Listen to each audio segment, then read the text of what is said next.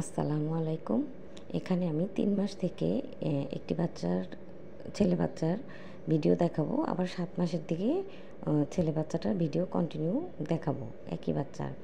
সেই ক্ষেত্রে এখানে দেখুন ৩ মাসের বাচ্চাটা খুবই ছোট। এই যে দেখা যাচ্ছে এখানে মাথা, এটা শরীর, হাত, পা, ভেতরে হার্টবিটও দেখা যায়। তো ৩ মাসে এত ছোট বাচ্চা, এক্ষেত্রে কী বাচ্চা সেটা দেখা যাবে না। কিন্তু ৪ মাসের দিকে হলে, মেশিন ভালো হলে অনেক সময় ক্লিয়ার দেখা যায়। কনফার্ম দেখার জন্য আমরা ৫ মাসের পরেই বলে থাকি।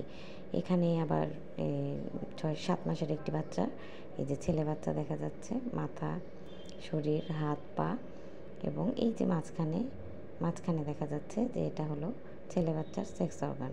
হ্যাঁ, ২টি পা, ২টি পাওয়ার মাঝখানে ছেলে বাচ্চা দেখা যাচ্ছে।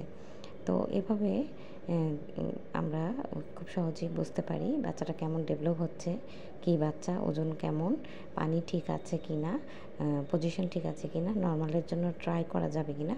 এই সব কিছুর জন্য আপনারা সব সময় আপডেট থাকবেন এবং ডাক্তারের শরণাপন্ন থাকবেন। খুব অস্থির হয়ে যাবেন না। ইউটিউব দেখলেই নিজে সব বোঝা যায় না। আপনারা ডাক্তারের কাছে জিজ্ঞেস করবেন, জানতে চাইবেন এবং সুন্দরভাবে বুঝে নেবেন, তাহলে আর সমস্যা হবে না। ধন্যবাদ।